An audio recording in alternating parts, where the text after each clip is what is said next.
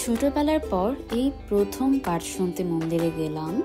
আমাদের দুর্গাবাড়ির হরিনাম সংকীর্তনের শেষ দিনের পাঠ, আর এই হচ্ছে প্রথম দিনের কীর্তনে যাওয়া।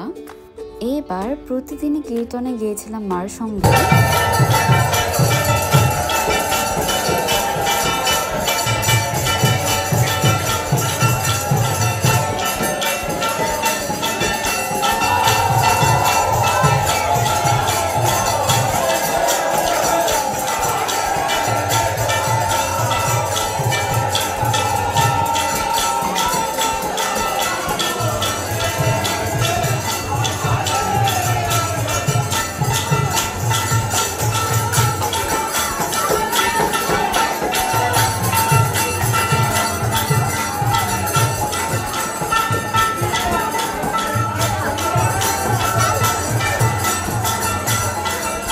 বহু বছর পর আবার কীর্তন দেখলাম। ছোটবেলায় সব সময়ই আসা হতো, প্রতি বছর প্রতিটা মন্দিরে কীর্তনে যাওয়া হতো।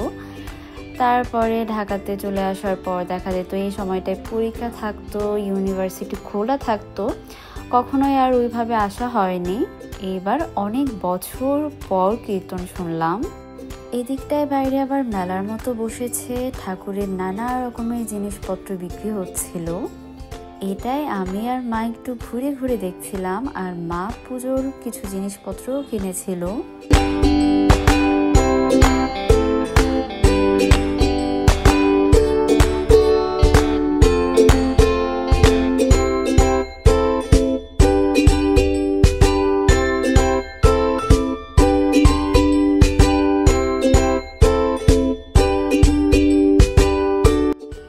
প্রসাদের ইমোশন তো একদম অন্য রকম। এই খিচুড়িটার স্বাদ বাকি সব ধরনের খিচুড়ির থেকে আলাদা। তখন বাজে হচ্ছে 2টা মতো, দুপুর 2টা। তখন মা আমাকে চা করে দিয়েছে, কেননা এর কিছুক্ষণ আগে আমি কচু কেটেছি, কচু শাক, যেটা কাটলে সবার হাত চুলকায়। তাই আমি যখন বাসায় থাকি তা আমি কাটি। আমার যে হাত চুলকায় না ওই রকম না, আমারও চুলকায়, বাট আমি কাটি আর কি। এই তো কাটার পর তো আমার খুবই মেজাজ খারাপ হয়ে যায় যখন হাত চুলকানো শুরু হয়। তার আগে আমি বলে রাখি আমার জন্য যেন চা রেডি থাকে। কাটা শেষ হবে, আমি বিছানায় যেয়ে বসবো, তখনই যেন আমার কাছে চা যায়। এই হলো মার সঙ্গে একদিন লোকনাথ মন্দিরে গিয়েছিলাম, কিন্তু একটু মেজাজ খারাপ ছিল তাই কোনো ক্লিপস নেই আর। তখন বেলা 12:30 মতো বাজে, আমি ঘুম থেকে উঠেছি, আর ঘুম থেকে উঠে চা আর মুড়ি মাখা নিয়ে বসেছি। মানে বাড়িতে থাকলে তো আমার কোনো টাইম টেবিলই থাকে না, সারাক্ষণই ঘুমাতে থাকি। এই তো দেখতে দেখতে আয়েশের দিন শেষ। তবে এবার একটা ভালো বিষয় হচ্ছে মা আমার সঙ্গে যাচ্ছে, আর এই সাত সকালে উঠে কিপা চা করে দিয়েছে। আমরা কোনো ট্রেনের টিকিট পাইনি, তাই এবার আমরা বাসে যাব। আর আমি ভীষণই ভয় পাচ্ছিলাম, বাসে না জানি কত দেরি হয়, জ্যামে বসে না থাকতে হয়। তবে এবার যেহেতু একদম ঈদের 2 দিন পরে ছিল, রাস্তা ফাঁকা ছিল, আমরা খুবই অল্প সময়ের মধ্যে পৌঁছে গিয়েছিলাম। কোনো জ্যাম পাইনি, কোনো ভোগান্তি হয়নি।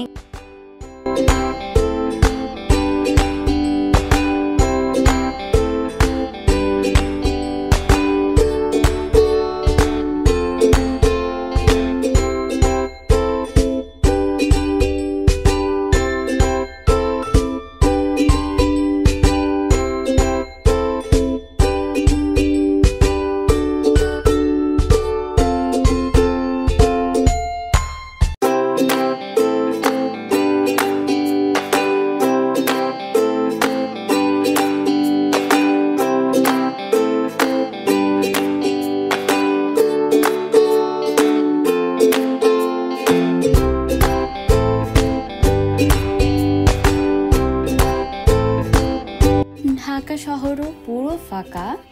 10 মিনিটের মধ্যে আমরা গুলিস্তান থেকে চলে এসেছি। এবার অনেক দিন বাসায় ছিলাম না, বাসা একদম নোংরা হয়েছিল, ওইগুলো আমি পরিষ্কার করলাম। আর মা হচ্ছে ওইদিকে রান্না বান্না করেছিল। এরপর হচ্ছে পিউ কল দিয়েছিল, পিউ আর কৃপা বাড়িতে ছিল। এরপরে মা একটা সুন্দর ইয়াম্মি চা করে দিল, আমি আর মা আয়েশ করে খেলাম।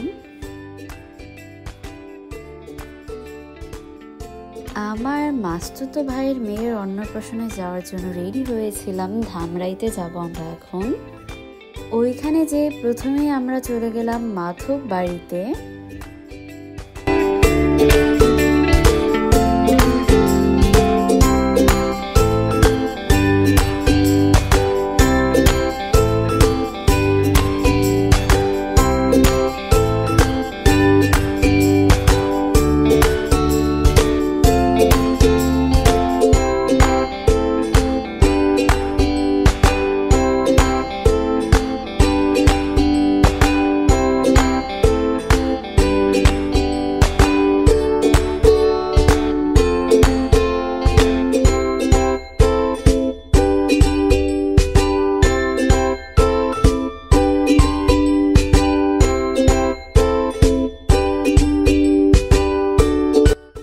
এরপরে যে প্রোগ্রামের এখানে চলে আসলাম মাধব বাড়ির একদমই সাথে।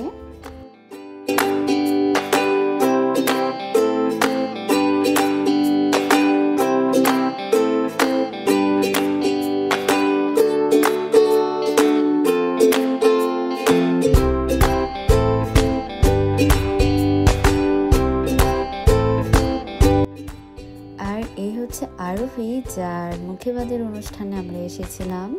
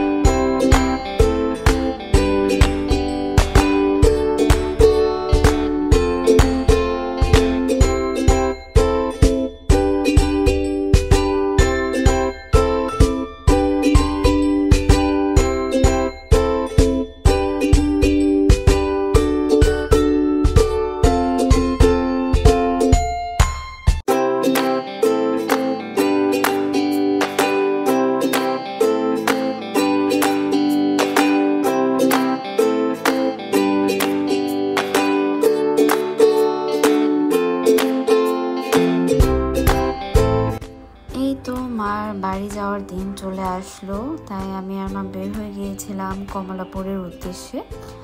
মাকে ট্রেনে তুলে দেব, মার সঙ্গে এয়ারপোর্ট পর্যন্ত যাব, তারপরে আমি ওইখান থেকে ব্যাক করব।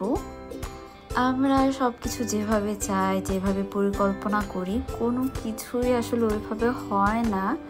সব কিছু কেমন যেন এলোমেলো হয়ে যায়। যাই হোক, এটাই হয়তো প্রকৃতির নিয়ম। এই তো এর কিছুদিন পর মা, বাবু, কৃপা, পিউ সবাই আসবে ঢাকাতে, তাই আমি একটু রান্নাবান্না করছিলাম।